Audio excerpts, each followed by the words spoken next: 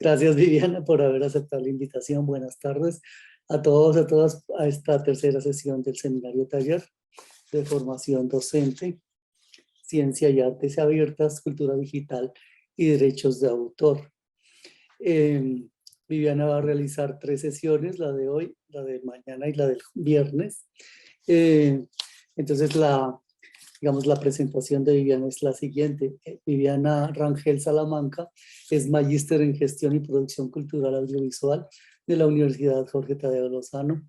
Es profesional en gobierno y relaciones internacionales con énfasis en gestión pública, finanzas, materias de la maestría en gobierno y políticas públicas de la Universidad Externado de Colombia. Tiene amplia experiencia laboral en investigación y gestión de proyectos sociales y culturales. Además es coautora de 4 libros publicados en abril de 2017 como resultado de la investigación en el marco del proyecto Comunidades Constructoras de Paz, una alianza entre la Universidad Externado de Colombia y Prosperidad Social. Ella es directora del programa de televisión de Traje y Overol, que se realizó entre 2015 y 2016. Además, es coordinadora de la estrategia de medios para el posicionamiento del proyecto de la ley del actor de la Asociación Colombiana de Actores, ACA 2016-2017.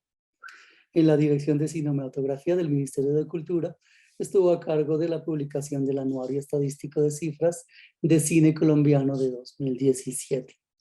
Actualmente coordina proyectos de acceso al conocimiento y la cultura en la Fundación Carisma. Pues muchas gracias, bienvenida Viviana, y pues tienes la palabra. Muchas gracias, Pedro Pablo, por la invitación. Bueno, yo le estaba comentando ahorita a Pedro Pablo que yo, pues de las 3 sesiones que tengo, digamos que el tema en el que más vengo trabajando hace rato es el tema de las condiciones laborales para trabajadores y trabajadoras de la cultura. Eso lo estoy uniendo con los temas de acceso, democratización del conocimiento y de la cultura, pero pues me gustaría, si quieren, si pueden, si tienen disponibilidad, como que mientras yo voy haciendo la presentación, ustedes puedan ir haciendo preguntas para que sea un poco más dialogado y porque son temas muy amplios todos y muy diversos, entonces creo que si esperamos hasta el final, pues como que vamos a dejar pasar muchas discusiones que podríamos dar en el momento concreto de la presentación. Entonces, pues si quieren ir preguntando, a mí me parecería más chévere, pero pues bueno. Voy a empezar a compartir la presentación. Hay algunos videos en la presentación. No sé si cuando les dé play van a sonar. O sea, si tiene sonido cuando esté presentando. Yo creo que sí, pero... ¿Podrías configurar el audio diciendo que compartir el audio en la función, no? Listo. Entonces, bueno, ahorita cuando lleguen los videos ya miramos. Entonces voy a ir iniciando. Ok. ¿Ustedes ya están viendo la pantalla? No. Ahí. Sí, ya se ve. Listo. Entonces, bueno, como yo les decía, en la sesión de hoy la idea es hablar un poco pues del origen y de los temas de derechos de autor que yo creo que en el camino de las artes se presentan en todo momento y que muchas veces se ven como si los derechos de autor fueran la única posibilidad de subsistencia o de garantizar como rendimientos monetarios dentro de la cadena de valor de las industrias culturales. Un tema que pues yo voy a poner a consideración a lo largo de la charla que vamos a tener. Como este derecho de autor se equilibra con los temas del interés público, es decir, con los derechos culturales, con los derechos económicos y sociales del resto de la ciudadanía, y cómo es el balance que existe en estas discusiones frente a los derechos de trabajadores y trabajadoras de la cultura. Por eso les decía, pues como que son unos temas igual todos bien amplios que pues si quieren ir preguntando, solo es que me digan. Entonces, para iniciar, es importante hablar de cuál es el origen de los derechos de autor. Esta producción jurídica de los derechos de autor apareció varios siglos atrás y en concreto lo que buscaba era proteger toda obra, principalmente artística, para garantizar alguna forma de subsistencia durante la vida del autor. Entonces, en un principio era una forma tal vez como de pensarse en cómo garantizar algunos ingresos tipo salario para los autores en vida.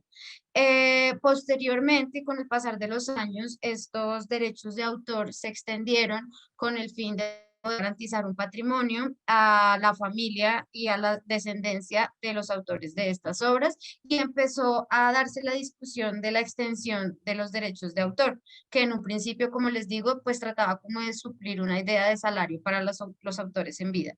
Esta idea como que se dio en el inicio, se ha venido trastocando un poco también por muchos intereses económicos y hoy en día vamos en que, por ejemplo, no sé si han escuchado el tema de la ley de derechos de autor que se conoce como ley Disney en Estados Unidos y es la extensión en últimas del tema de derechos de autor a muy largo plazo para que grandes compañías puedan mantener los monopolios de estos derechos de autor. Entonces, ya vamos en algunos países en que los derechos de autor cubren una protección durante la vida del autor y 120 años más. Aquí es importante como que durante las discusiones de derechos de autor siempre planteemos y tengamos en la cabeza claro que por un lado podemos ser autores de ciertos contenidos y de ciertas obras, pero por el otro lado, todo el tiempo somos consumidores, ¿no? Porque a veces pasa que cuando yo creé mi canción o creé, bueno, mi texto, mi novela, quiero pensar en que todo el que la mire tiene que pagar y en que cómo hacemos para cerrar la titularidad de los derechos, pero pónganse un momento en el plano en el que todas las obras que se creen tengan tengan derechos muy restringidos, se acabarían las posibilidades de acceso que muchas veces son las que fomentan la creatividad en el resto de la sociedad. Entonces, por eso es que este tema de derechos de autor siempre tenemos que verlo como de una forma muy balanceada. Eh, la idea de las leyes de derechos de autor, entonces es garantizar el derecho del titular de los derechos, es decir, de autoras y autores de las obras. Sin embargo, casi todas las legislaciones a nivel mundial contemplan que si el derecho de autor es la regla, tiene que haber unas excepciones para esa regla, ¿sí? Entonces, digamos que las excepciones varían según los países y los vamos a ver, yo creo que durante las tres sesiones que tenemos, pero pues sí, el principio es que, por ejemplo, yo puedo tener todo titulado con derecho de autor como el acceso más restringido, que es todos los derechos reservados, pero hay unos usos excepcionales, por ejemplo, cuando se va a utilizar por un medio de comunicación para informar cuando se va a citar cuando se va a citar el contenido para dar una opinión, cuando se va a hacer una parodia, cuando se van a hacer en algunos casos usos privados que quiere yo no estoy monetizando y que no lo estoy compartiendo pues como con una comunidad más amplia. En estos casos se contemplan diversas excepciones, pero las excepciones pues son como muy contadas si lo comparamos con las restricciones pues que en sí mismo tiene el tema del derecho de autor.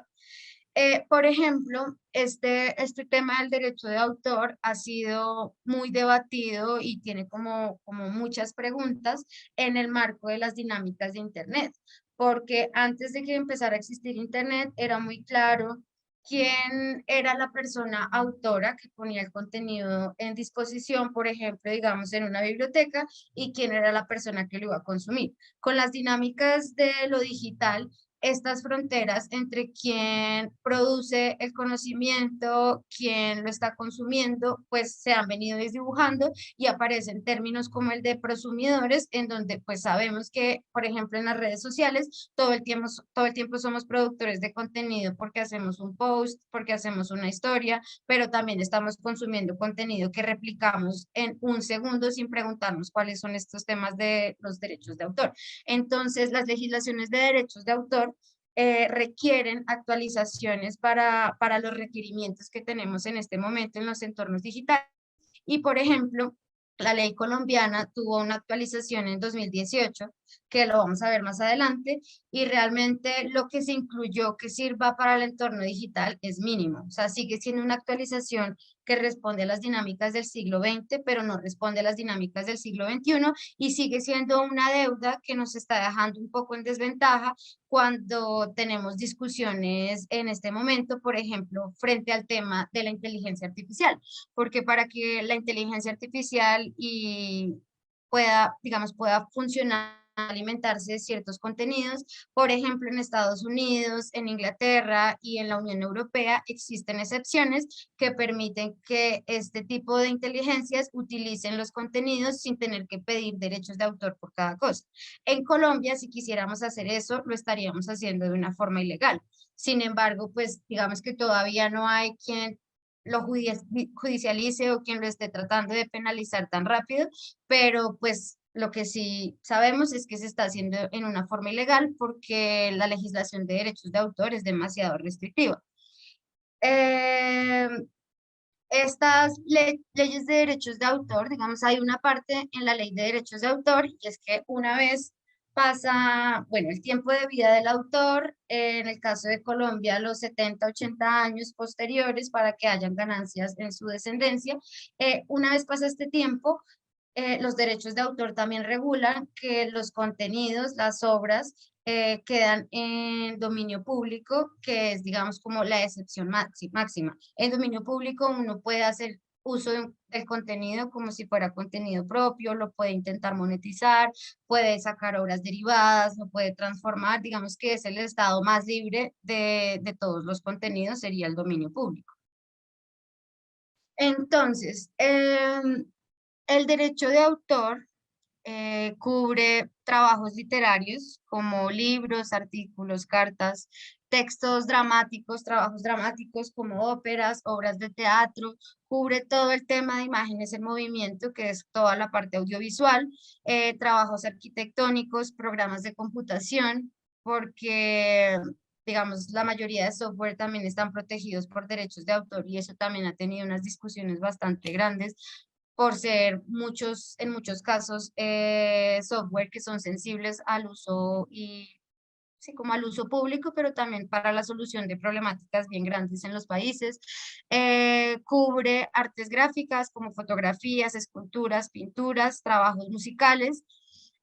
Como existe, digamos, la Ley General de Derechos de Autor, como el principio básico, es que si tú haces una obra, si tú tomaste una fotografía, si hiciste una canción, así la hayas subido a redes y demás, a menos que tú digas lo contrario, en principio esa obra de una vez casi que nace con la licencia de todos los derechos reservados. Es decir, que por regla todos los contenidos tienen el cierre máximo, digamos, de derechos de autor una vez son creados. Los derechos de autor se dividen en dos ramas principalmente, dos, digamos, dos son sus principios elementales. Uno es el tema de los derechos morales, el otro el tema de los derechos económicos. En el caso de los derechos morales, este es un derecho al que no se puede renunciar. O sea, yo no puedo decir como esta obra es mía, pero renuncio a decir que fue mía, porque en teoría por la ley está cubierto que los derechos morales son irrenunciables, mientras que los derechos económicos o patrimoniales sí se pueden ceder. Estos derechos morales son el derecho de atribución, que básicamente quiere decir que quien use mi obra para lo que quiera tiene que decir que la hice yo. O sea, esa es la idea del derecho moral y que así la usen en el tiempo, pues de formas infinitas, siempre va a estar, digamos, la huella de que yo fui el que la hice y puedo, pues, demostrarlo y si quiero, no sé, como que discutir algo, pues puedo ser yo como autor de la obra quien haga ese proceso. Y el derecho de integridad, que significa poder objetar la destrucción o modificación de su obra. Esto es como el tema de los derechos morales, que en principio son irrenunciables. El otro tema, que es el de los derechos económicos o patrimoniales, abarca ya sobre todo como los derechos de posibles usos que se hagan una obra. Entonces tenemos el derecho de reproducción que habla de la realización de copias, tenemos el derecho de adaptación sobre transformar una obra, pues como cambiando al final la expresión de lo que se estaba diciendo en un inicio, derecho de distribución, derecho de representación, derecho de exhibición. Estos derechos patrimoniales, si ustedes se dan cuenta, son los que normalmente gestionan las sociedades de gestión, dígase en la música, Impro, en audiovisual está Ejeda, y así como en los sectores que existen sociedades de gestión. Como estos derechos sí se pueden ceder, normalmente cuando se hace un contrato, digamos, entre un artista, una banda y una disquera, lo que estamos haciendo en todos esos momentos es negociar qué tantos derechos patrimoniales va a ceder el artista a quien asuma su representación. Estos derechos patrimoniales se aplican solamente a expresiones de ideas y no a las ideas en sí mismas.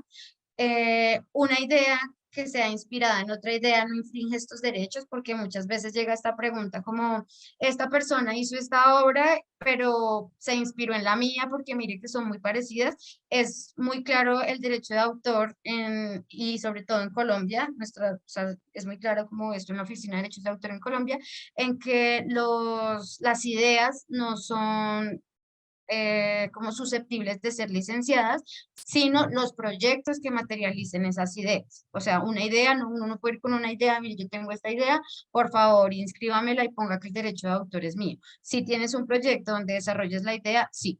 Y si alguien hace un proyecto que se inspire en el desarrollo de esa idea que tú tuviste, lo puede hacer.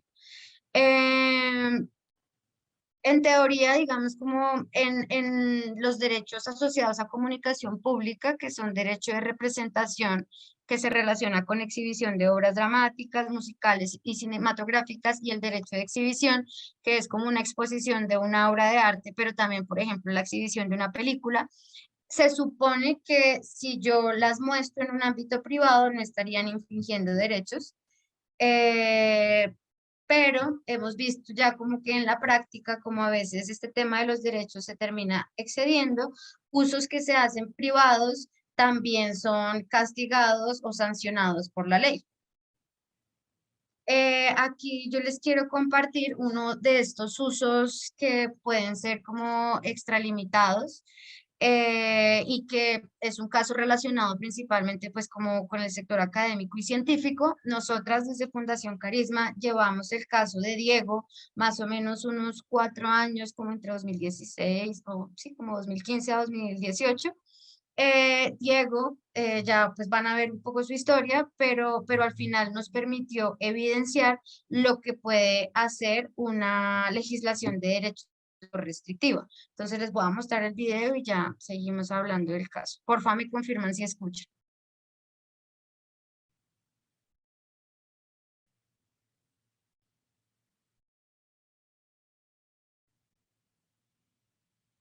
¿Ahí escucharon? No, no se escucha. Y yo no sé cómo En la compartir pantallita audio. verde, donde dice compartir pantalla en la flechita, Sí, te dice opciones avanzadas de compartir, ajá, y ahí te va a decir compartir el audio, creo, de compartir el, a ver, no me sale. compartir sonido del audio. Jorge No. sabe. No, señor, de pronto Daniel, ¿sabes?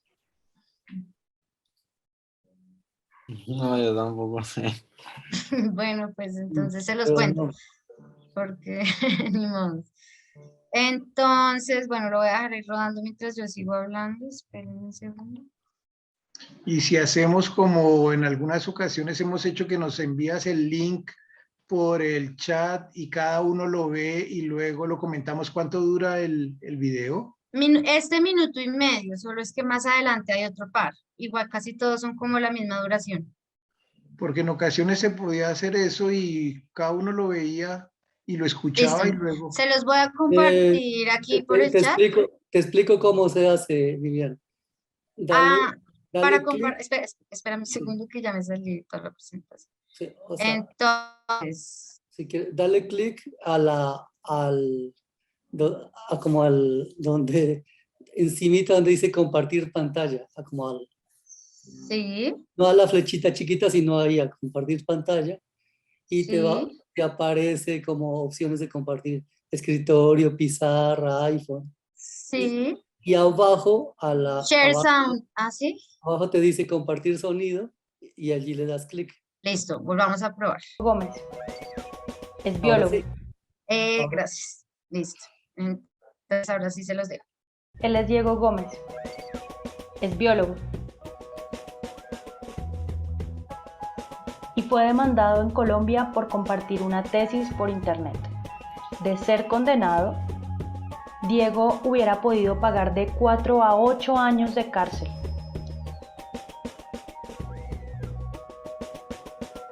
Más una multa millonaria. Gracias a su caso, muchos se enteraron de un grave problema. Las leyes actuales de derecho de autor son exageradas y no tienen en cuenta las dinámicas del mundo digital. Entonces, miles de personas se unieron a la campaña Compartir no es delito o Sharing is not a crime. La campaña apoyaba a Diego y promovía el acceso abierto al conocimiento. Después de más de 3 años de enfrentar el proceso judicial, el Tribunal de Bogotá absolvió a Diego de los cargos y le dio la razón. El caso de Diego se convirtió en un precedente positivo para Colombia y para todo el mundo, porque demostró que compartir no es delito.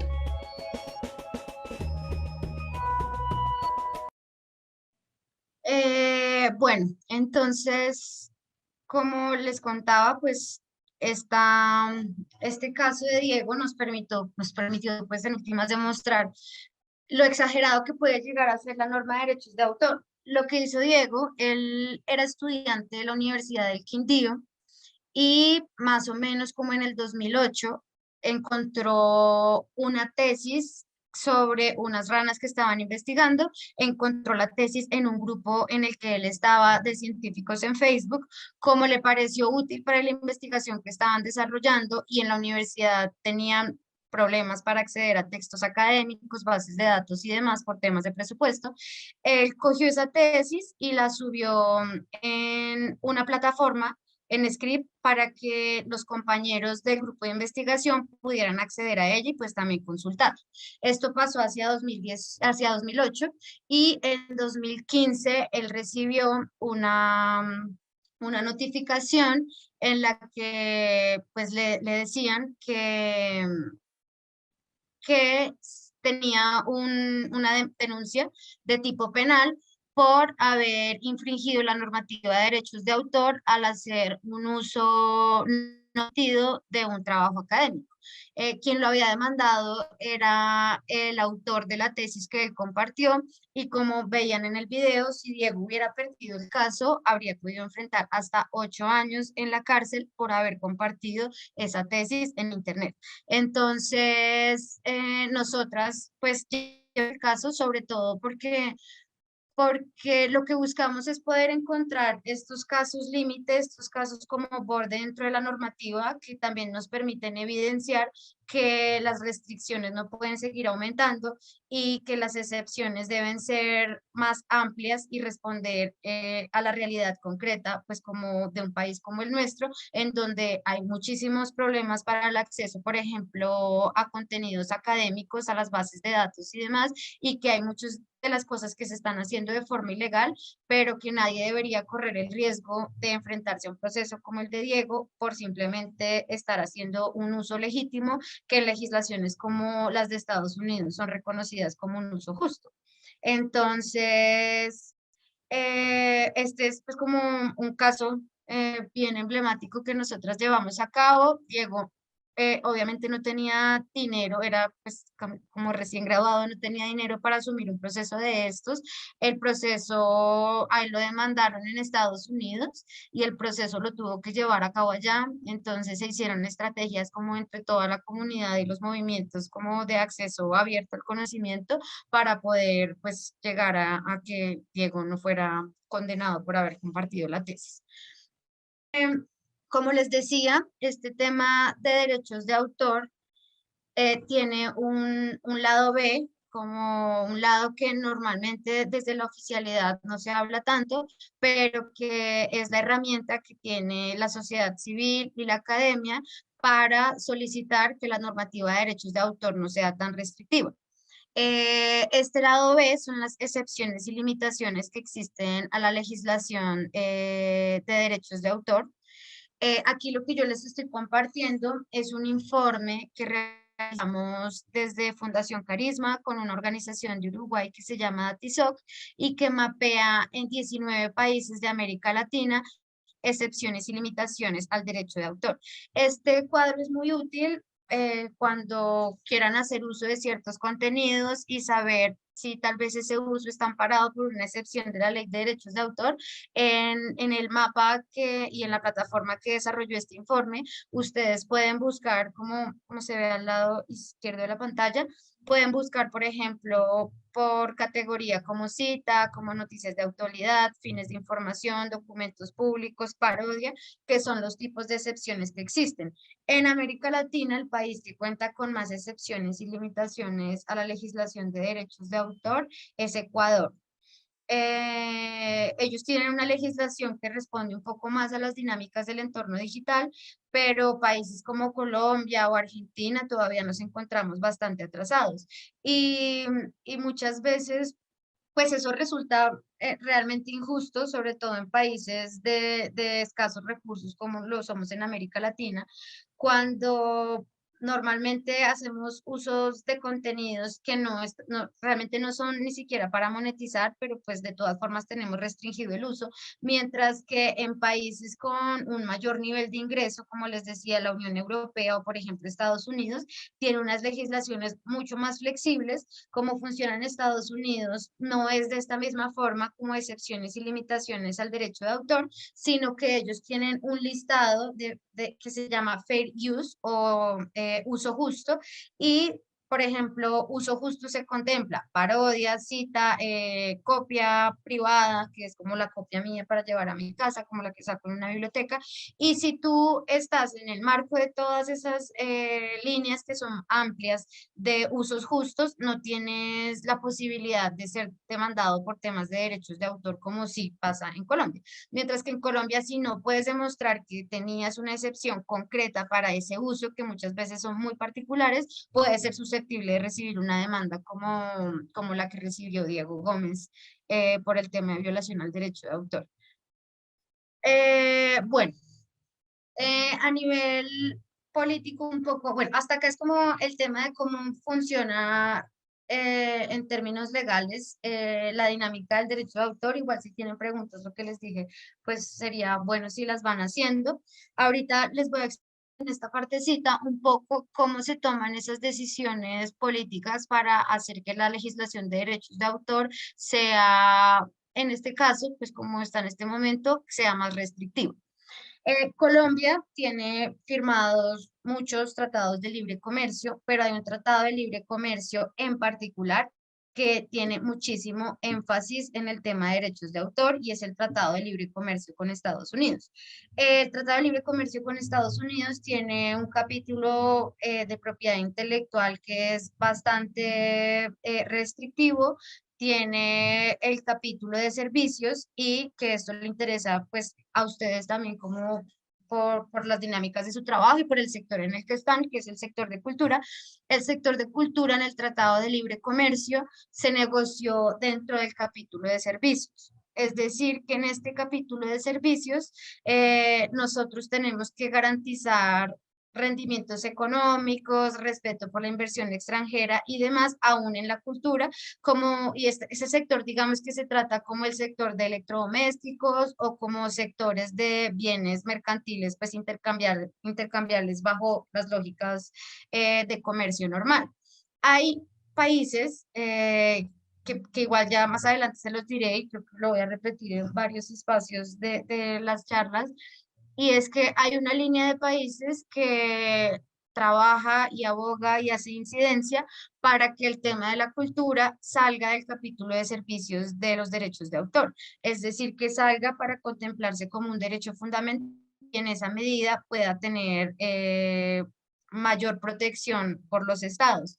Esto se llama la cláusula de excepción cultural, por ejemplo, la tiene Francia, la tiene Canadá, y esto quiere decir que, por ejemplo, si tienen no sé, por ejemplo, que la cinematografía está teniendo problemas porque, como pasa en Colombia, la gente ve menos cine nacional que cine extranjero, entonces el Estado le quiere dar una ayuda al cine nacional. Nosotros no lo podemos hacer porque, como está negociado como capítulo de servicios, nosotros podemos darle como este subsidio adicional al sector acá, digamos, por encima para privilegiar el acceso, digamos, a películas colombianas por encima de las películas extranjeras, porque tenemos que cumplir la cláusula de trato nacional, es decir, que yo debo tratar a la otra industria como nacional y como nación más favorecida, se llaman las dos cláusulas. Mientras que los países que tienen estas excepciones, como les dije, pues sí pueden hacerlo libremente. Entonces yo creo que ese es un tema al que hay que ponerle cuidado, sobre todo pues como en este momento que estamos en formulación y en ideas de renegociación también de este tipo de acuerdos.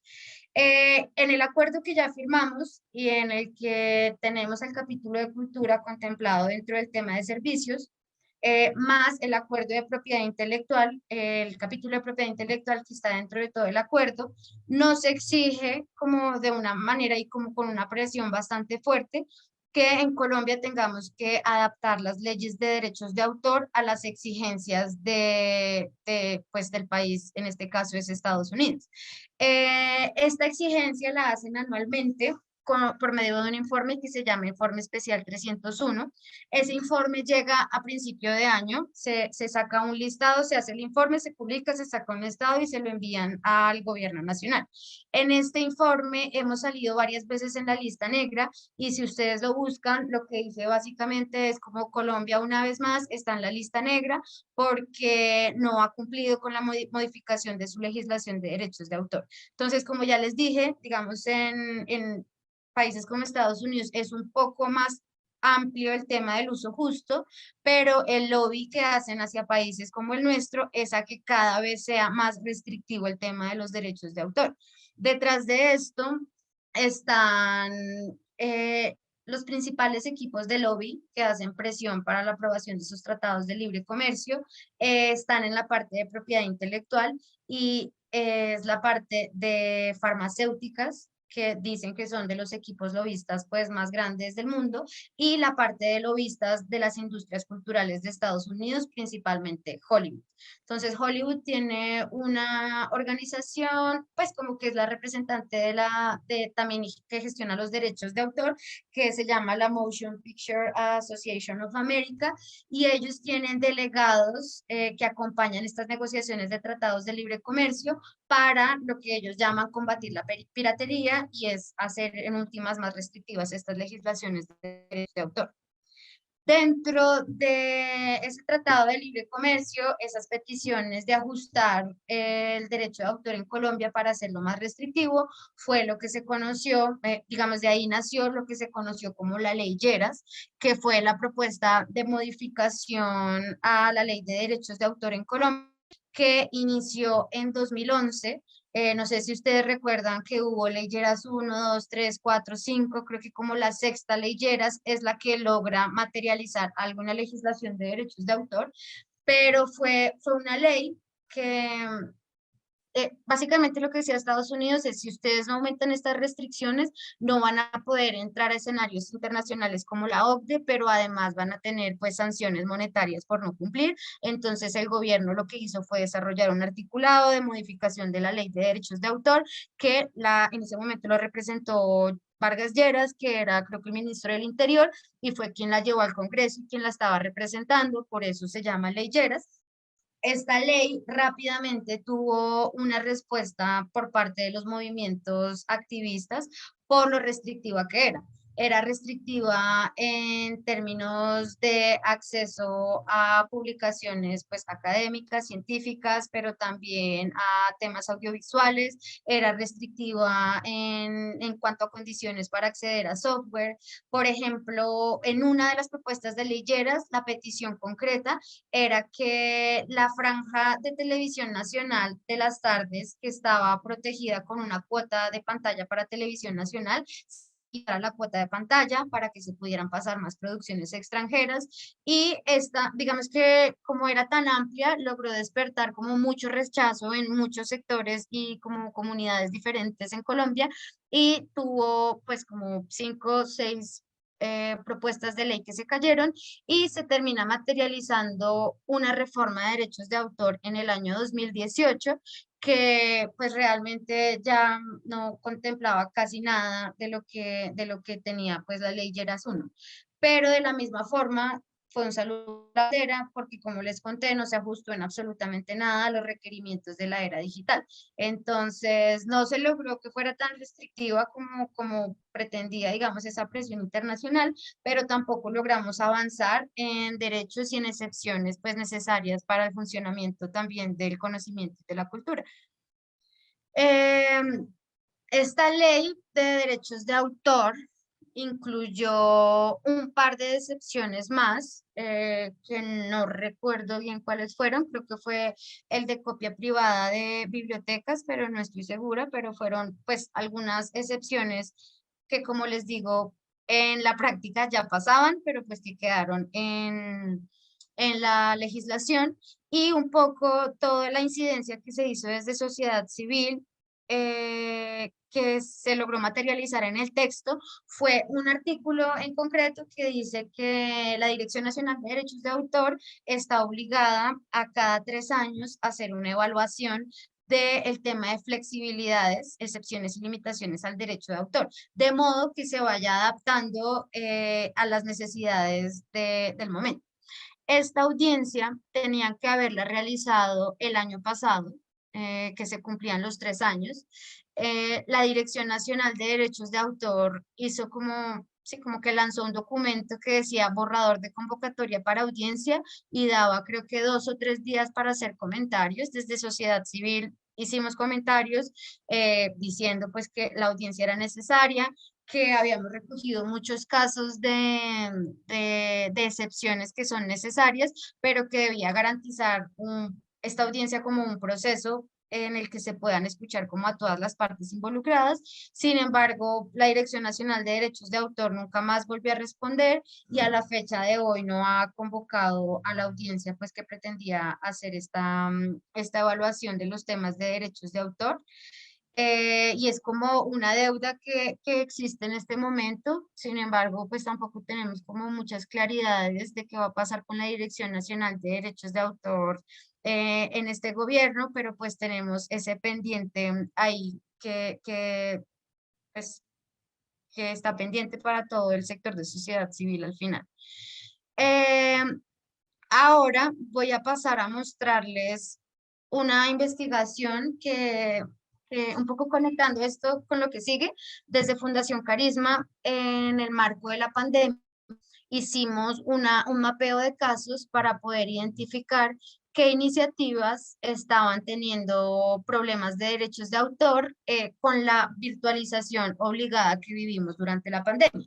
Entonces abrimos una convocatoria, eran unas encuestas, la gente subía sus casos, y en la medida que pudiéramos, como que les ayudábamos a resolver esos casos, pero eran temas como por ejemplo el Cineclub de la Universidad Central, que lleva muchísimos años existiendo y no había parado, decidió que durante la pandemia iba a ofrecer también el Cineclub virtual. Lo que hizo fue organizar un ciclo con películas que se encontraban en el dominio público para poder tener muy clara la cadena de derechos de autor y no tener bloqueos por esos temas. Entonces transmitió películas de dominio público y películas que contaban con los permisos e incluso con la asistencia en la presentación de directores y de productores, y aún así plataformas como YouTube o Facebook identificaban el contenido como ilegítimo y lo bloquearon.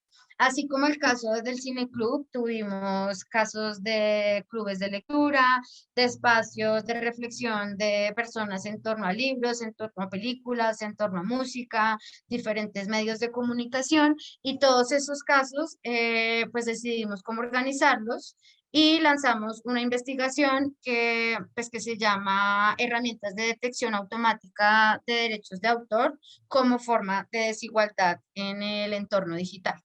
Entonces, en esta investigación lo que hicimos fue pues tratar de entender cómo funcionan los mecanismos de detección automática de infracciones al derecho de autor en Internet, cuáles eran los tipos, como las categorías de las notificaciones erróneas que estaban recibiendo los usuarios, cuáles eran los problemas en el momento de apelar y cuáles son los impactos que sobre todo encontramos impactos fuertes para el sector de cultura y para el sector independiente de medios de comunicación, que fueron pues como de los más afectados que nosotras identificamos.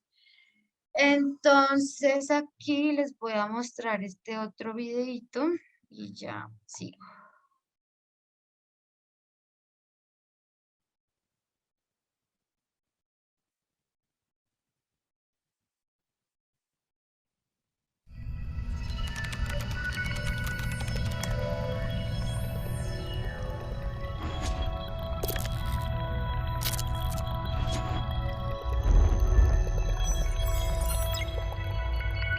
Mi nombre es Al.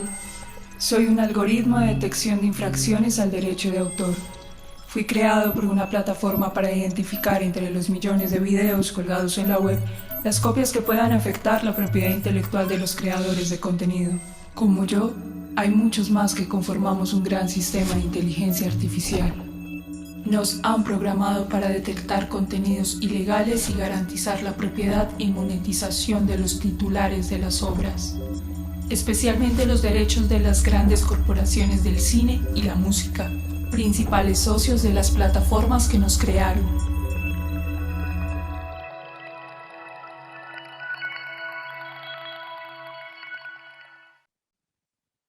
Listo, ¿lo pudieron ver?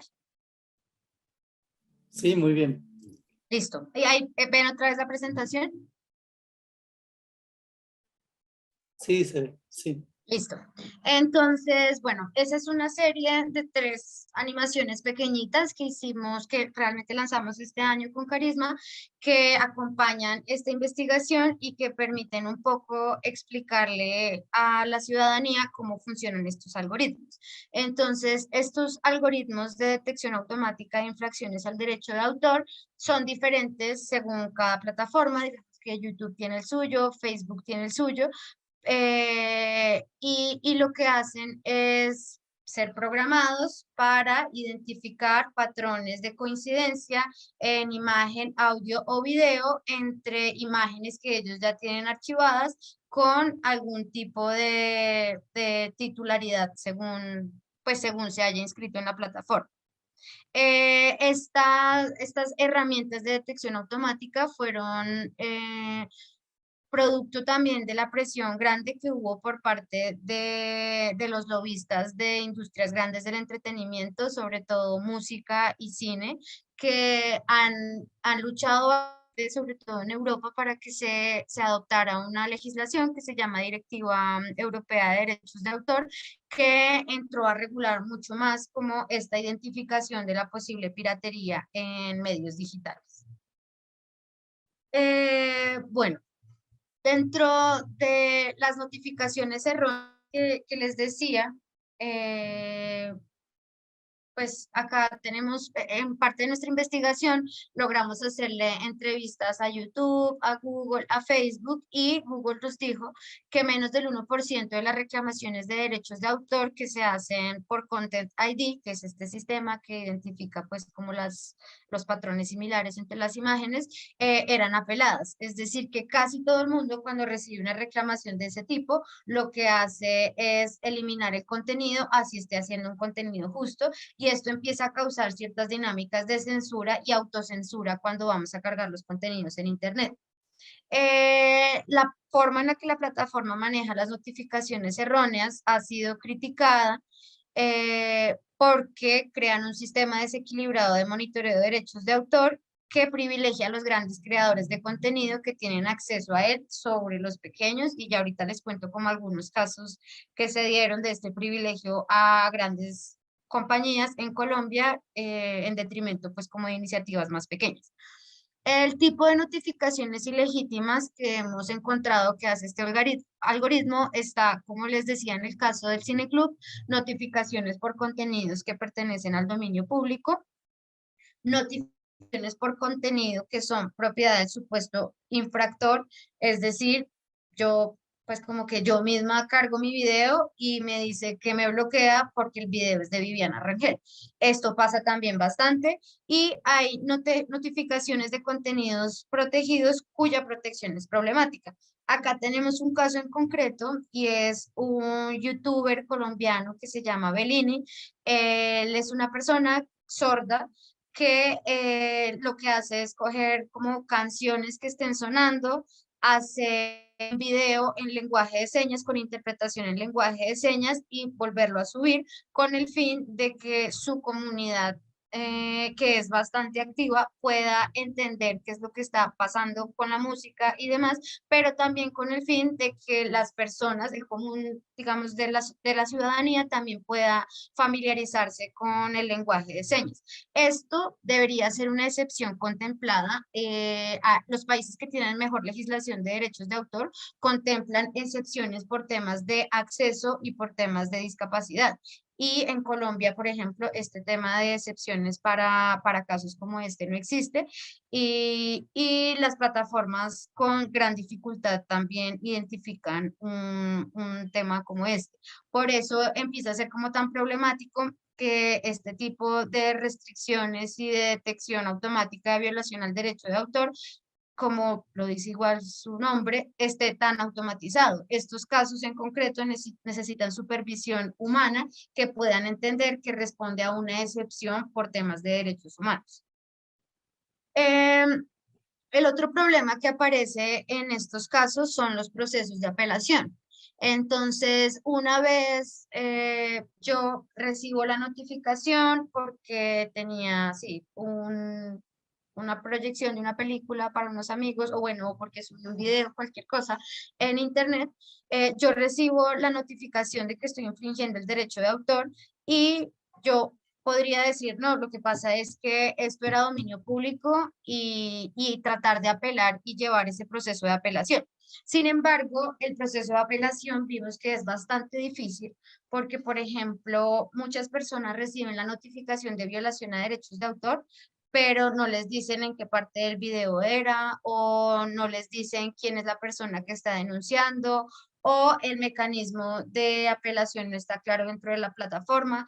También pasa que si queremos llevar el caso, pues tenemos que llevarlo con la legislación de origen de las plataformas, que principalmente es Estados Unidos. Entonces esto ya requiere en muchos casos que lleves el proceso de apelación en inglés, pero que además responda a las lógicas judiciales de ese país. Entonces, tal vez tratar de llevar este proceso de apelación hasta las últimas consecuencias, cuando creemos que es un proceso o una notificación injusta, realmente no tiene mucho sentido, y sentimos que estamos perdiendo más el tiempo y los recursos y demás, y normalmente la mayoría de las personas opta por bajar el contenido o por buscar cómo subirlo de otras formas y demás, pero como les dije, esto tiene también como varias implicaciones frente a la censura y la libertad de expresión. También los creadores de video que se molestan en recurrir a estas notificaciones han encontrado que la interfaz de usuario de YouTube es bastante difícil y que va cambiando sin previo aviso. Entre los impactos que vimos en esta investigación está que en el caso de los contenidos periodísticos, cuando los contenidos regresan a la plataforma ya no tienen pertinencia periodística. Les cuento un caso de un contenido periodístico que fue bloqueado. El portal Cuestión Pública realizó, no me acuerdo qué era lo que había sucedido, pero realizó una entrevista con la senadora Ángela María Robledo y resulta que ella estaba vestida de la misma forma y estaba en el mismo encuadre en su casa donde trabajó durante toda la pandemia y había dado una entrevista en la mañana a Caracol Noticias. Entonces, es donde viene a quién beneficia más la plataforma. Caracol ya había subido dentro de todo su banco de imágenes y ellos tienen una mayor infraestructura, todos estos contenidos se cargan muy rápido y se titulan a su nombre, todo lo que salga en un noticiero.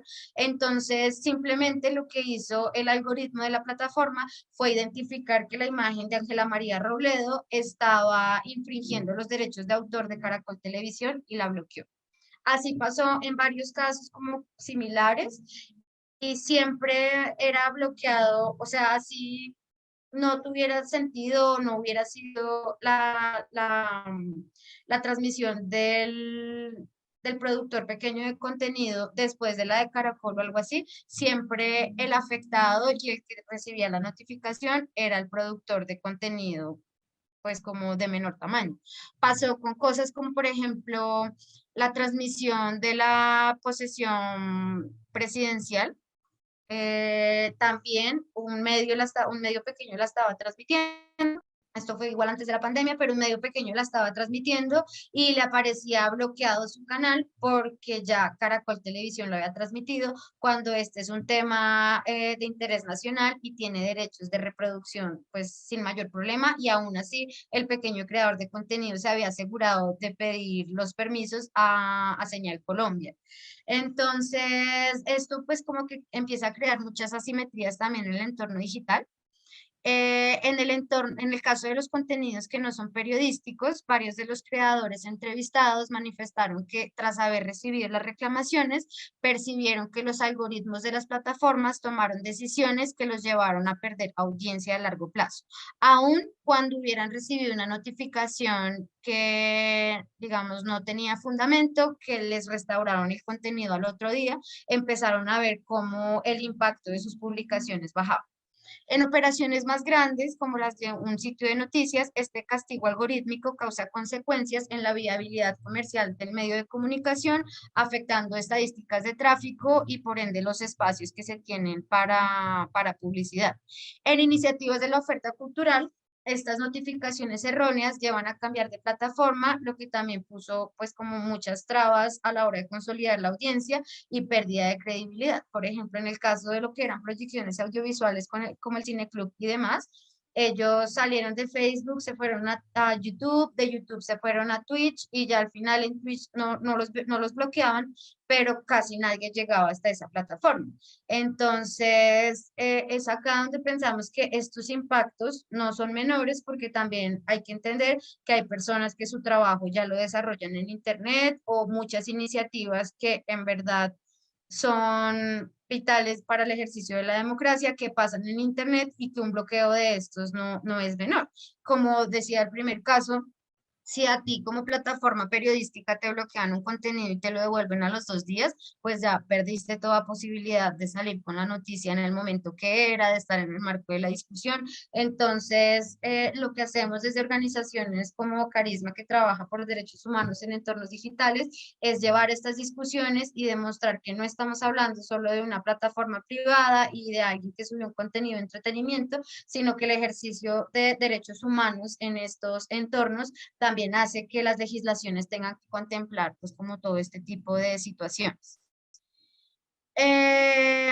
La otra consecuencia era cambios en el proceso y sostenibilidad de los creadores, que es como el principal impacto que vimos para el sector de la cultura. Termina este Content ID dominando la experiencia creativa y muchos de los creadores lo que decían es, no, pues yo ya este tipo de contenidos no los puedo crear y si los creo no los puedo subir porque me van a bloquear. Entonces empieza a tener hasta donde pues como el creador que tratar de subir por un lado lo que el algoritmo le vaya a ayudar a mover más para monetizar y demás, pero por otro, lo que le vaya a bloquear menos. Entonces, la libertad creativa también ahí se ve bastante afectada.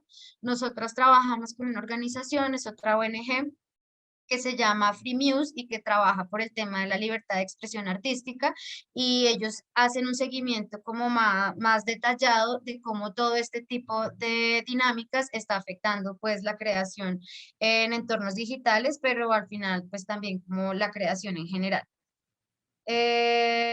Las herramientas de detección automática entonces desincentivan el uso de contenidos que a juicio de los creadores puedan causar una posible notificación sin importar si el uso que quisieran hacer estaría protegido por la regulación colombiana o incluso por el uso justo de Estados Unidos. Simplemente el algoritmo de la plataforma es el que termina decidiendo.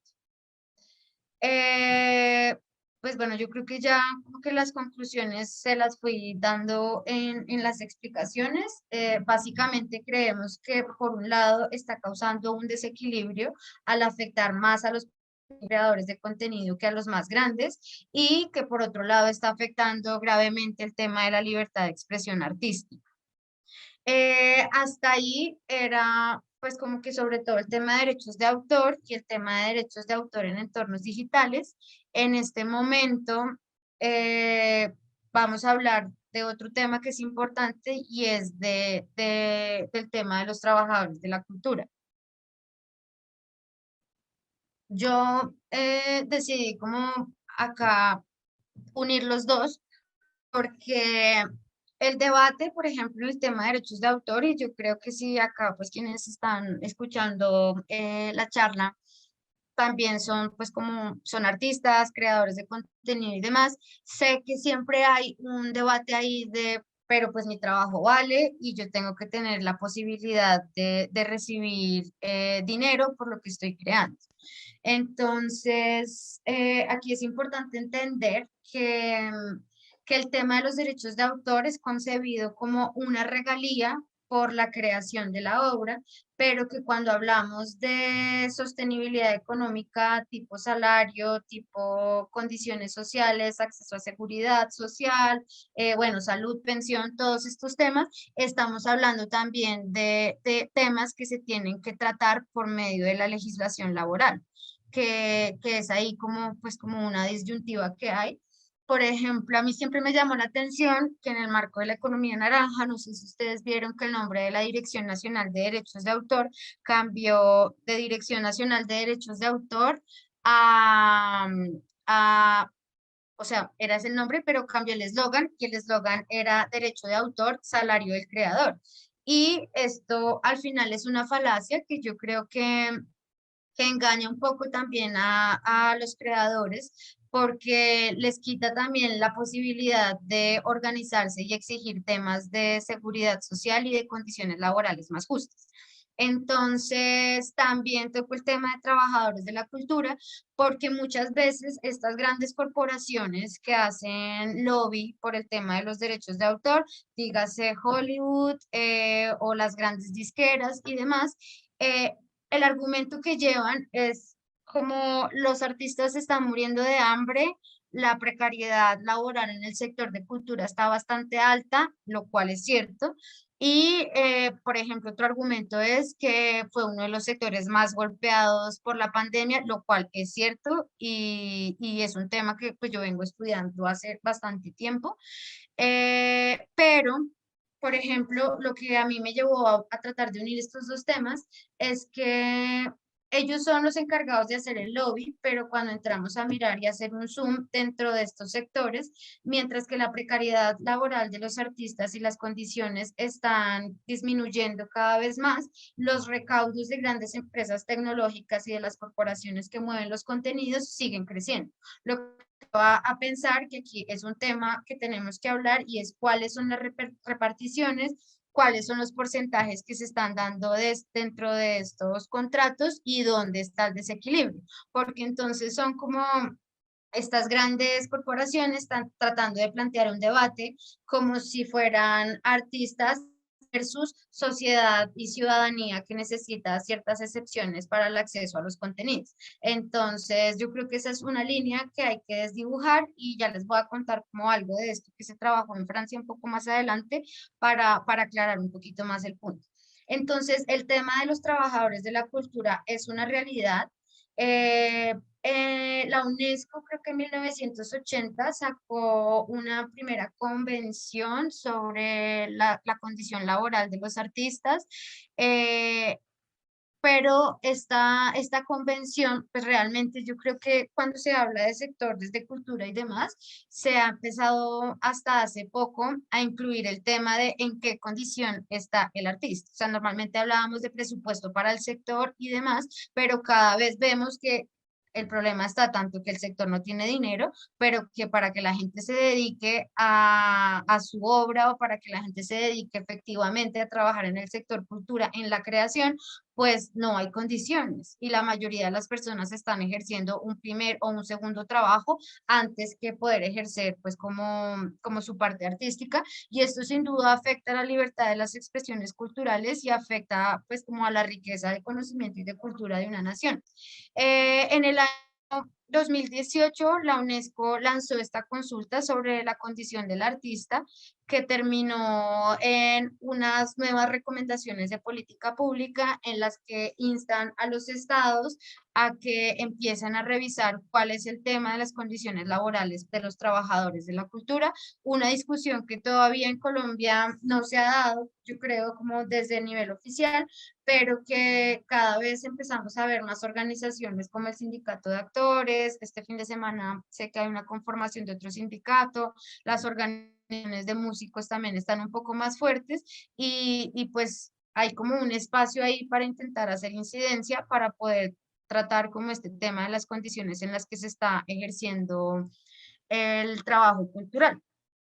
Em, Aquí yo les comparto como tres textos que utilicé pues hace 2 años, 3 años, yo realicé la tesis de mi maestría, que fue sobre los trabajadores de la cultura y cuáles eran sus condiciones laborales. Entonces, estos tres textos a mí me parecen como claves un poco para entender la dinámica. El primero es de un autor británico que se llama Toby Miller. Él hace un análisis de cómo funciona el trabajo cultural a nivel mundial.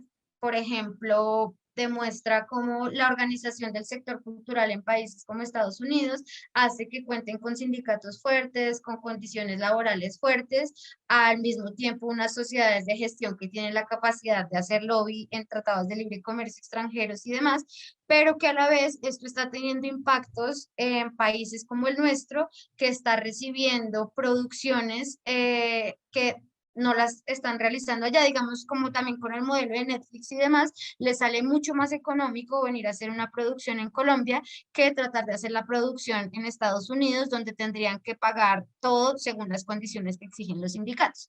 Entonces, él habla un poco como de cómo la explotación del trabajo cultural se está expandiendo a naciones con menos protecciones laborales y cómo esto se empieza a materializar con leyes, digamos, en cinematografía. Aquí tenemos una ley que se llama la 1556, que nace con el fin de promover el territorio colombiano para que se desarrollen películas extranjeras.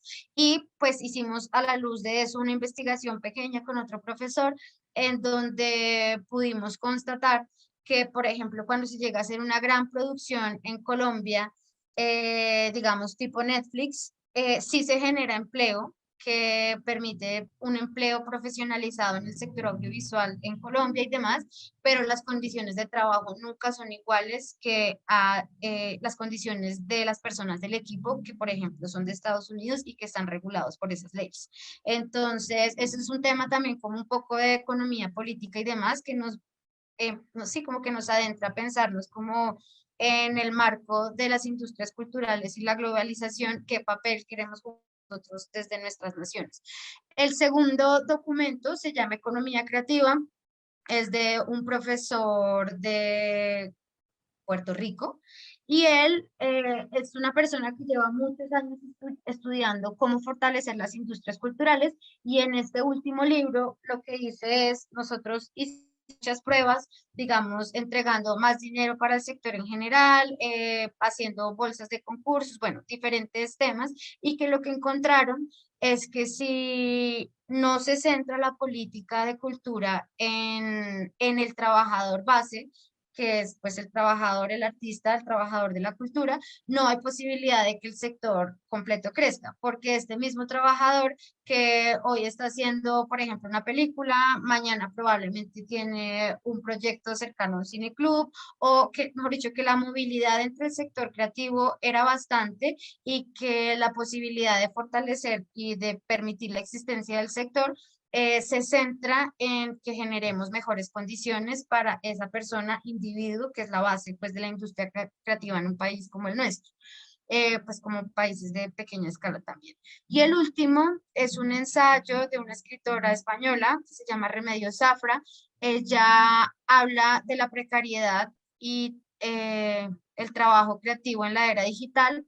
El libro se llama El entusiasmo, y lo que ella muestra es cómo a partir como del crecimiento de esa idea del trabajo simbólico, y de que trabajamos por pasión y que así es el arte, han ido utilizando pues como toda esta idea para seguir precarizando las condiciones de los trabajadores de la cultura, pero también lo habla mucho con los trabajadores de la academia. Entonces, pues esos son como tres referentes que nos permiten ver un poco el tema de la importancia de, para pensarnos en el sector de las industrias culturales, el sector del arte y la cultura, es importante ver cuáles son las condiciones laborales. Ahí quería mostrar este caso. Este es un proyecto que se llama Trama. Se llamó Trama realmente, es realizado por el Observatorio de Políticas Culturales de Chile. Ellos se organizaron y pues definieron como una hoja de ruta, encontraron que si no había un mapeo adecuado de cuáles eran los, pues quienes componían el sector creativo, en dónde estaban, con qué lógicas funcionaban, pues iba a ser muy difícil poder realizar una política pública, algo que a mí me parece que también hace falta en Colombia. El caso es que ellos hicieron un documento que se llama El escenario del trabajo cultural en Chile, que tiene muchas recomendaciones de política y demás. Hicieron códigos de buenas prácticas dentro de los sectores que componen el sector cultural. Hicieron un censo nacional de trabajadores de la cultura, y esto terminó en muchas recomendaciones para el desarrollo de las artes en Chile.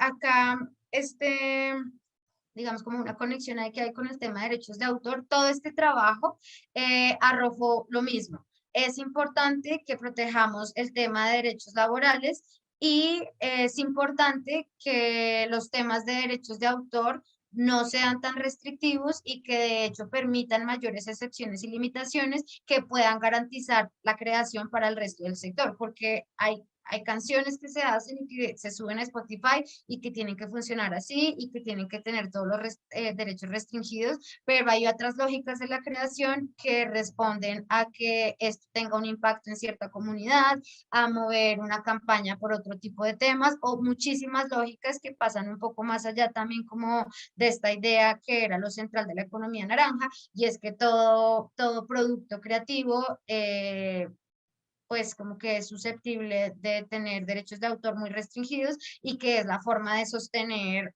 tanto al creador como al sector. Y pues esto, digamos que no funciona de esta forma. Este proyecto fue realizado por Julieta Brodsky, con, creo que se llama Bárbara Negrón, que eran las directoras del Observatorio de Políticas Culturales de Chile, y que hoy una de ellas es la ministra de Cultura en el nuevo gobierno en Chile. Ella como ministra de Cultura, uno de los principales debates que tuvo ahorita con las reformas fue el tema de excepciones y limitaciones al derecho de autor, porque intentaron incluir excepciones y limitaciones que permitieran como la creación colectiva, la creación comunitaria, como todas las lógicas, pero tuvo una gran como resistencia por parte de las sociedades de gestión, que finalmente pues terminaron un poco ganando el debate y no se pudo incluir este tema de excepciones y limitaciones, que como les digo, pues está en discusión también en muchos lugares, porque para mí ha ganado la idea de que todos ganamos más cuando todo sea más restrictivo, pero yo creo que si miramos hacia atrás, parte de la riqueza cultural y de conocimiento que tenemos como seres humanos es por todos esos contenidos que hemos podido acceder de formas más libres. Bueno, como les decía, pues siempre está por ahí el debate de que surge más, sobre todo para mí en el momento de la pandemia. No sé si ustedes sabían que empresas como Google, Amazon o Meta casi que doblaron el valor de sus acciones, por ejemplo, lo que pasó en Netflix en el momento de la pandemia, pero aún así los reportes también muestran que es el momento en el que más precarización laboral hubo en general. Entonces, las ganancias por temas de consumo de contenidos culturales son muy altas, hay muchísimo dinero acumulado en ese sector, pero eso no se está repartiendo por igual en las otras partes de la cadena y entonces ahí hay que pensarnos pues como cuál es la discusión que existe. Lo que les contaba que un poco como de este balance entre leyes de derechos de autor y posibilidades de acceso para la ciudadanía, fue ratificado en 2000, creo que esto fue 2019, en Francia. Allá tuvieron unas movilizaciones muy grandes en 2018 por el tema de la precarización laboral en las artes. Entonces, esta movilización, digamos que fue tenida en cuenta por el gobierno y le encargó a un señor de apellido Racine que hiciera un estudio de qué era lo que estaba pasando, por qué había tanta precariedad, por qué había como tanta injusticia dentro de la distribución de recursos en la cadena de valor de las artes. Y lo que, bueno, acá es importante tener en cuenta que igual en Francia ellos tienen un estatuto particular que se llama Estatuto Laboral del Artista y que contempla un poco más de, por lo menos, sí, por lo menos en la legislación contempla más derechos y acceso a seguridad social para las personas de los sectores creativos. Entonces, este señor termina haciendo un reporte sobre lo que encontró y lo que él vio fue que esta disyuntiva entre derecho de autor y acceso y todo eso no tenía básicamente sentido, o sea que los usos libres de contenidos, pues porque cuando aparecen todos estos problemas, lo que dicen las sociedades de gestión es que los problemas de la precariedad laboral de los artistas es la piratería. Entonces, este señor va y lo estudia y dice, no, no es la piratería, de hecho hicimos el análisis de todos los usos que se dan sin pagos de derechos de autor, hicimos los análisis y calculamos valores por el consumo de las bibliotecas, de los museos, de usos privados y demás, y ese no es como un tema que sea la causa para la precarización laboral de los trabajadores de la cultura. Las recomendaciones de este informe apuntan a que tiene que ayudar el Estado a garantizar mejores condiciones de organización para el sector, a que tienen que entrar a regular un poco las tarifas también de repartición dentro de estos contratos con las sociedades de gestión y a que el tema de derechos laborales tiene que entrarse a reevaluar también, pues como con todo el tema de las nuevas tecnologías y demás, pero pues sí es como un tema muy reciente que lo que termina haciendo en sus conclusiones es desmitificando esta idea de que el trabajador cultural está empobreciéndose por el tema de la piratería. O sea, hay otros temas que hay que atender como las reparticiones, el tema de salarios y demás, pero no son estos consumos que al final tienen un menor impacto los que están causando esta precarización laboral. Ya digamos que para terminar les quería compartir como todo esto de los estudios que yo les muestro, las investigaciones que hicimos y demás, nosotras las hacemos para recoger evidencia y poder hacer incidencia en espacios de toma de decisiones. Entonces, en mayo de este año estuvimos con representantes de 7 países de Latinoamérica en una alianza mundial en donde estamos sociedades de gestión de Latinoamérica, pero por ejemplo también está Wikimedia, también está Comunia y diferentes organizaciones a nivel mundial que trabajan el tema del acceso al conocimiento, y lo que nosotras hacemos es estructurar como, mira, estas son las problemáticas que se están dando, estas son las excepciones que podrían resolverlo y estas son las necesidades que tenemos, por ejemplo, como países del sur global, que no están siendo contempladas dentro de la legislación de derechos de autor. Hubo una sesión, esto es una reunión de la Organización Mundial de la Propiedad Intelectual que se hizo en Ginebra, hubo una sesión dedicada particularmente a ver todas las excepciones y limitaciones que se hicieron aún más evidentes con la pandemia, en el momento en el que la virtualización y los cambios en educación, en ciencia, tecnología, cultura, se hicieron como mucho más evidentes. Y lo que les contaba, como que nosotros vamos desde la sociedad civil y decimos, miren, estos pequeños creadores tuvieron problema, estos usos que eran justos tuvieron problema, y tenemos la contradicción de que llegan otros observadores, que son las sociedades de gestión, y vuelven a decir como todo el problema, ustedes no pueden dar más excepciones o más garantías de acceso, porque esto va a empobrecer a los artistas que nosotros representamos. Pero también me llamó la atención que hubo organizaciones de artistas que ya le dijeron a las sociedades de gestión, ustedes no me representan, un poco como pasa acá con Saico y Asimpro, que la gente no tiene nunca muy claro cómo son esas reparticiones.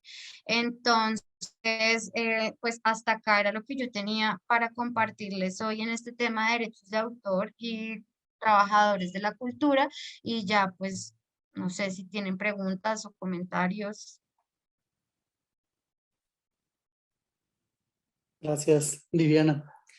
Se abre la conversación. No sé si hay preguntas mientras levantas la mano. Yo quería hacer como, creo que 1 o 2 comentarios y plantear una pregunta.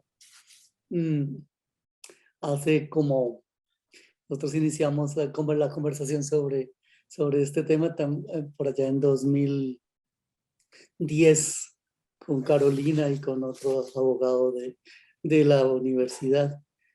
Y digamos, una de las preguntas que planteaba una profesora de artes musicales, el encuentro fue en la biblioteca de la SAP, y pues ahí en ese momento estaban tocando música en el patio los estudiantes de música, y entonces surge como la pregunta sobre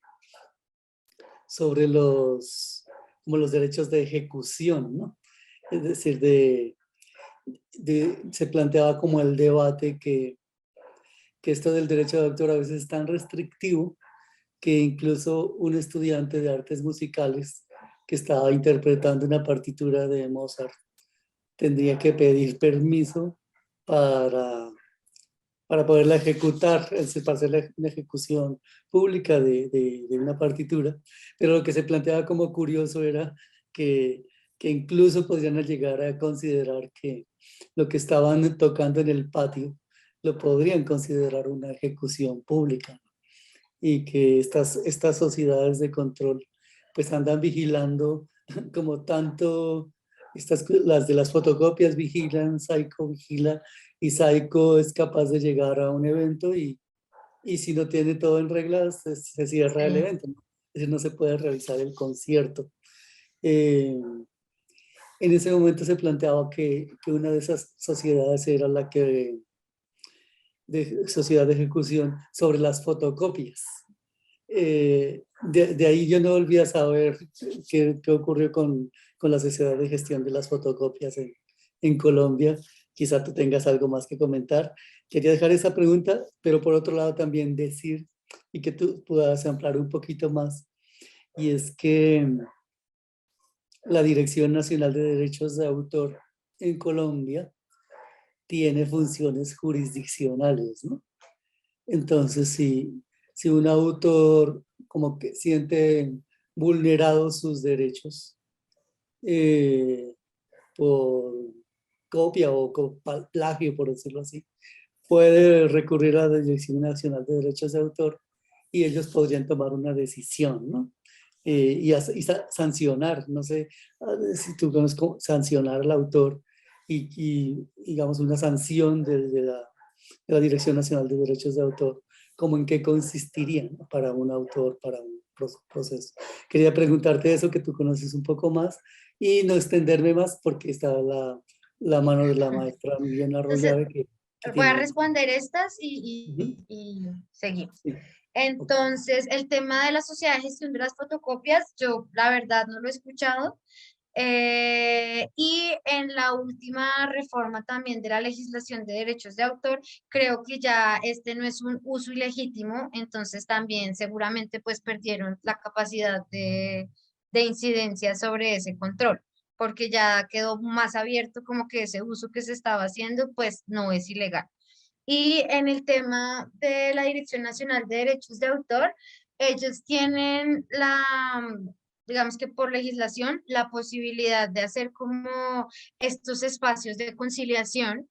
Entonces, en los que nosotras hemos podido estar, pues llega la parte demandada y la parte que demanda, y la dirección trata de que lleguen a acuerdos, pero siempre está privilegiando esta visión restrictiva del derecho de autor. Y si no se llegan a acuerdos, la dirección, junto con otras instituciones, lleva el proceso ya a la parte judicial. Pero en primera instancia es la Dirección Nacional de Derechos de Autor la que tiene pues a cargo intentar de generar un espacio de conciliación inicial. Muchas gracias. Sigue, maestra Miriam.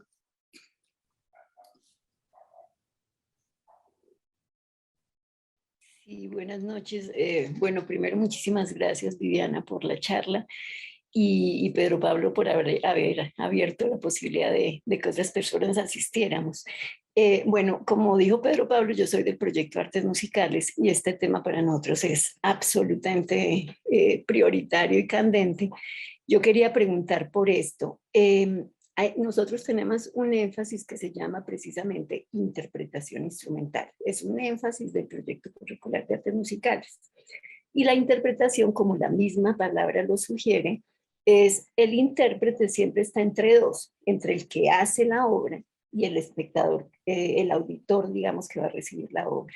Entonces, casi que es absolutamente necesario que el intérprete tome obras de otras personas. ¿Sí?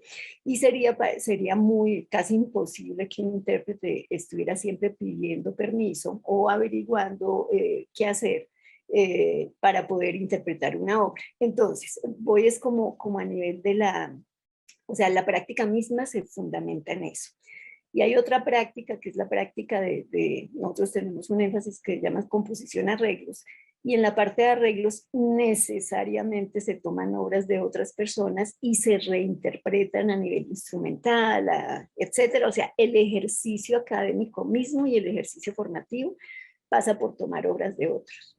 En la pandemia, pues nosotros siempre tenemos conciertos de cuarto semestre, de séptimo, de décimo semestre, y tenemos conciertos de trabajos de grado. O sea, todo el tiempo estamos haciendo eso. Entonces decidimos pasar por el canal de YouTube de la facultad los conciertos de intérpretes y de arreglos de compositores y de trabajos de grado.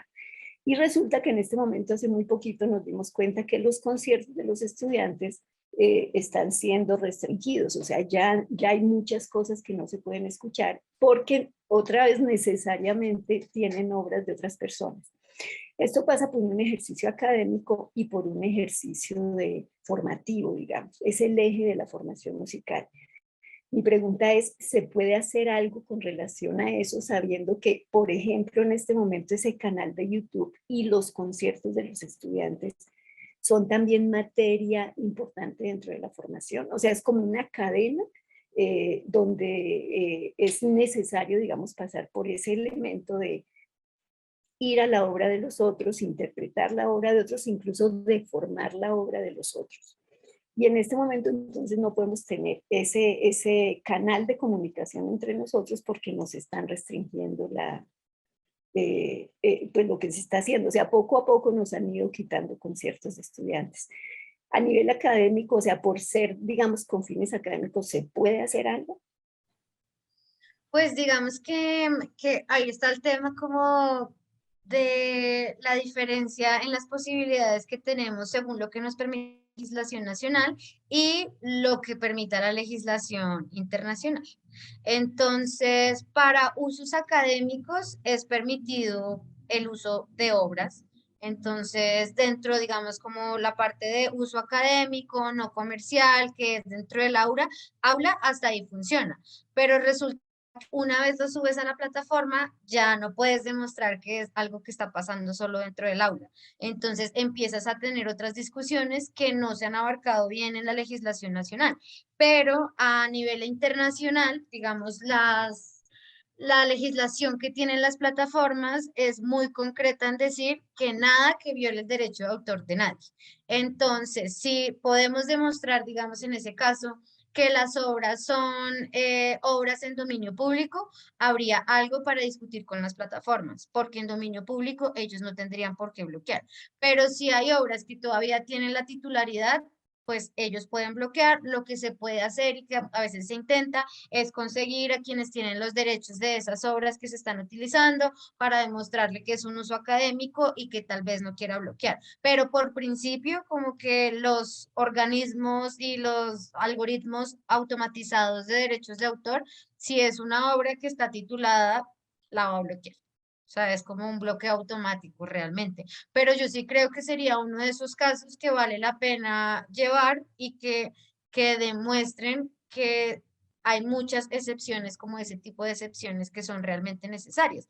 Porque ahorita hay un consejo que se llama el Oversight, que es como un consejo asesor de Meta, que discuten todo este tipo de temas. Entonces, por ejemplo, hace poquito tuvimos un caso de un bloqueo a unos artistas de drill, que es un tipo de música urbana que suena mucho en Inglaterra, que es como un derivado también de todos los sonidos del hip hop y demás, y que es un ritmo, un género que se caracteriza por hacer como mucha apología a la violencia, a las armas, pero también muchas denuncias sociales, y entonces por eso la policía británica pidió que lo bloquearan. Entonces, este organismo en temas como de disyuntivas de este tipo de derechos, empieza a evaluar hasta dónde va la libertad de expresión artística, hasta dónde lo puedo bloquear porque hace una apología a la violencia, si bloqueo eso, entonces voy a tener que bloquear cuántas otras cosas. Entonces yo creo que ese tipo de casos que tiene como fronteras entre el derecho a la educación, el derecho a la formación también,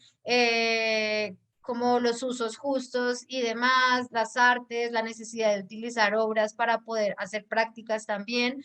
Yo creo que vale la pena como mostrar esas fronteras y que no en todos los casos simplemente es como repitió la obra de alguien, punto. Pues porque, digamos, acá yo creo que el canal no está buscando monetización, tiene otro tipo de objetivos y de generación de ganancias que se miden de otra forma más allá del dinero. Entonces, sí, creo que valdría por lo menos la pena sistematizar el caso. Nosotras desde Carisma tenemos como un canal abierto con estas plataformas a las que les enviamos este tipo de situaciones y ellos deciden si hacen algo o no hacen nada. O sea, en principio podrían bloquearlo, pero podríamos intentar pues llevar como el caso a ver si hay algo que se puede hacer. Ok, muchísimas gracias. De nada.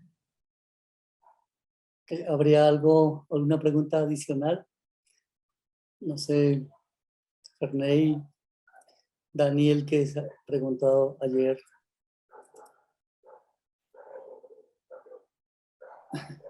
Pues más que una pregunta, yo estaba escuchando lo que decía la maestra Miriam y tratando de hacer el traspaso como a la disciplina en la cual yo me encuentro, que son las artes plásticas.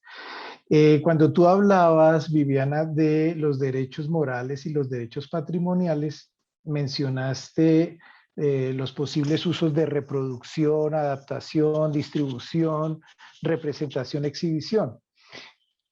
Nosotros utilizamos una palabra dentro de las artes plásticas que es la apropiación de las imágenes. Y esa apropiación de las imágenes en ocasiones se hace de manera fragmentada y se incorpora como una herramienta para realizar lo que llamamos la técnica del collage.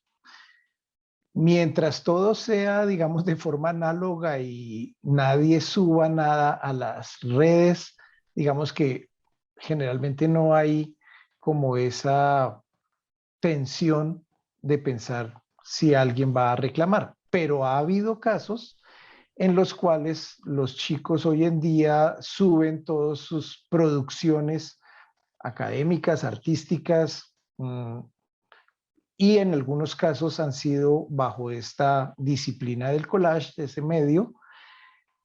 Y ya nos pasó el caso de alguien que contactó a una persona a establecer una demanda porque dentro de ese trabajo había un fragmento de una obra que alguien encontró en internet, descargó, imprimió, fragmentó y colocó en su nuevo trabajo. Entonces, la pregunta es como hasta qué punto, y pensando también en la conferencia de ayer sobre esta producción libre y la ciencia abierta y como el conocimiento abierto para todos, hasta qué punto es posible o es necesario tener como esas precauciones, tomar todo esto tan engorroso que sería, ¿cómo se llama? Patentar o volver como muy oficial cada creación que uno hace para poderla subir a la red, en este caso de la apropiación de la imagen. No sé tú qué piensas sobre eso.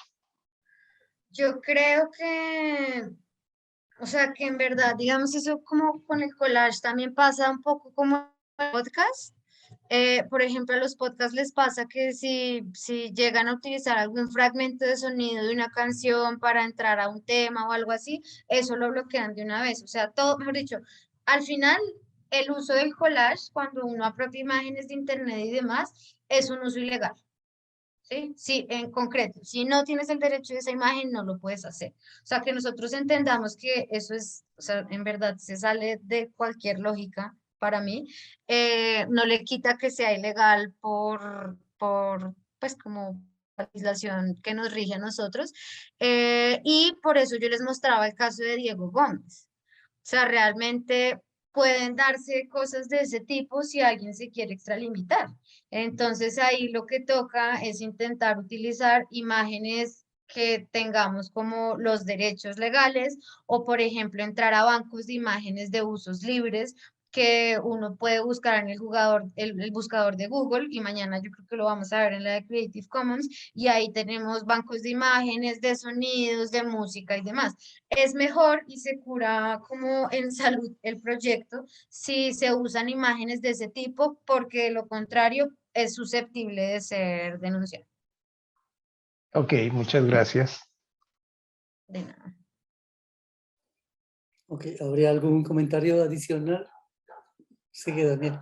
Sí, hola Viviana, gracias Hola. por la charla. Por ejemplo, en el caso de una película, pues yo entiendo que, digamos, si uno va a hacer uso de algún material de archivo, normalmente pues uno se debe contactar con quien tenga los derechos patrimoniales. Y creo que en el caso colombiano hay que es como obtener como un permiso, que es como una suerte de contrato con la persona o la entidad que tenga esos derechos. En el caso de que uno, digamos, hace uso de ciertos archivos y consigue todos los derechos y uno los sube a una de estas redes como YouTube o algo, y digamos el algoritmo te lo bloquea, ahí uno tendría que contactar, o sea, es decir, eso como que uno tendría que contactar digamos, a YouTube para que te desbloquee como enseñándoles, digamos que eso no estaría ahí como oficializado si uno no contacta, o sea, como que el algoritmo no está, ¿cómo decirlo? No está actualizado, digamos, con cada caso particular de... De acuerdo, ahí el punto sería que, bueno, o sea, estamos suponiendo que tú haces un documental con imágenes de archivo, ¿cierto? Pero que tú tienes la cadena de derechos en orden. Estamos partiendo de esa idea. Entonces tú tienes la cadena de derechos en orden. Entonces se supone que si la cadena de derechos está en orden y tú lo subes a la plataforma, nadie debería denunciar en un principio que el contenido es suyo porque tú tienes permiso. Pero si pasa como lo que les contaba, que tú tienes el derecho a utilizar esa imagen del Bogotazo, pero que resulta que por equivocación entonces Caracol pasó un documental previamente que utilizaba la misma imagen del Bogotazo y que te lo identifica como un contenido de Caracol, ahí es donde se inicia el proceso de apelación. La apelación es tú decirle a YouTube como no es, yo tengo los derechos de este contenido y te empiezan a pedir adjuntar documentos. Entonces, pueda que tengas que adjuntar, no sé, la copia del contrato, como que, y es parte de lo injusto del proceso, y es que Caracol no tiene la obligación de demostrar que tú le violaste su derecho. Tú, como usuario denunciado, tienes la obligación de demostrar que no infringiste. Entonces, aparte de ser como la parte más débil de la cadena, sobre esa parte más débil recae la obligación de demostrar que es inocente, más o menos. Entonces, eso sería lo que, pues como el camino que tocaría hacer es iniciar la apelación con las pruebas, adjuntando las pruebas de que el uso era legal.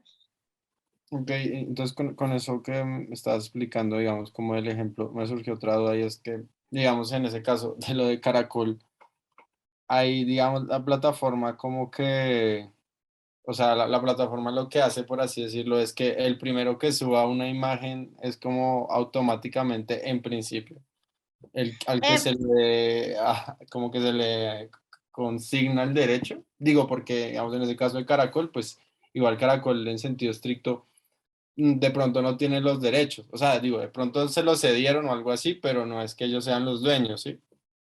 De acuerdo, lo que pasa en estos casos es que puede que sea el primero, pero también es como el primero con más fuerza. Y resulta que Caracol tiene como sistemas también de inteligencia artificial y demás que automáticamente cargan todo lo que transmitan como contenido propio.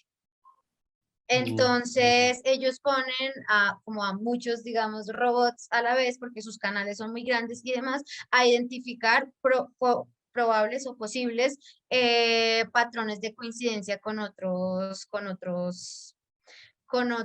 contenidos. Entonces, ellos también, o sea, como que hay más mecanismos automatizados tratando de identificar esos patrones que probablemente benefician más a Caracol que a un canal pequeño que subió el contenido. Y es probable que si tú tienes pues como tu contenido pequeño, es lo que identifique el algoritmo como que te está infringiendo, pero no hay nadie más buscando contenidos piratas. Caracol sí tiene además mecanismos de estar buscando quién le va a piratear contenidos, pues porque también tienen pues como toda su alianza con sociedades de gestión y demás. Entonces también es un poco la fuerza de quien está diciendo que el contenido es propio. O sea que en ese, por ejemplo, o sea, las plataformas igual no, o es como irregular, como qué derechos o qué control genera el algoritmo a partir de algo que cualquiera suba. O sea, es decir, yo puedo subir algo, pero eso no quiere decir que si alguien luego usa una imagen que yo tengo, el algoritmo lo vaya a bloquear. O sea, no necesariamente. No Aunque yo no haya necesariamente. explicitado nada. Sí, no necesariamente, o sea, como que hay cosas y también como que hay todo un movimiento que pide que los algoritmos de todas estas plataformas sean más transparentes, porque en verdad lo que comunican públicamente es como una parte, pero nadie sabe cómo funciona el algoritmo de Facebook, ni el de Instagram, ni nada, y todos estos movimientos que ahorita hay como de la web 3.0 y del metaverso y de, bueno, toda NTFs y demás, NFTs que son web 3.0, lo que dicen es que están trabajando porque los algoritmos sean completamente transparentes, cosa que yo no creo, pero pues está esa discusión ahí de qué hay detrás de ese algoritmo. Además, cada cuánto lo modifican, porque por ejemplo, las personas que que se mueven y que su trabajo es en internet, no sé, como una página que vende algo en Instagram o algo así, todo el tiempo está tratando de entender la lógica y el nuevo cambio del algoritmo, porque ahora valen más los videos, porque de pronto estas imágenes pegaban más antes, porque me está bajando el alcance si estoy publicando más, y es como todo un misterio y un montón de gente y de usos que son realmente derechos humanos que dependen de una caja por allá negra que no entendemos cómo está funcionando. Ok. Bueno, gracias. Ok, yo creo que queda abierta la discusión. Si les parece, podemos ir cerrando por hoy y nos vemos mañana en la siguiente sesión y al final el viernes para cerrar este seminario taller. Y muchas gracias por Viviana, a todos por la asistencia y la participación. Creo que nos quedan Muchísimas gracias por la cosas invitación. para profundizar, ¿no? Y nuestras prácticas, tener mucho más cuidado. Muchas gracias, entonces nos vemos mañana. Que tengan buena noche. Estén bien. Buenas noches. Hasta luego. Hasta Muchas luego, gracias. Muchas gracias. Hasta mañana. Gracias.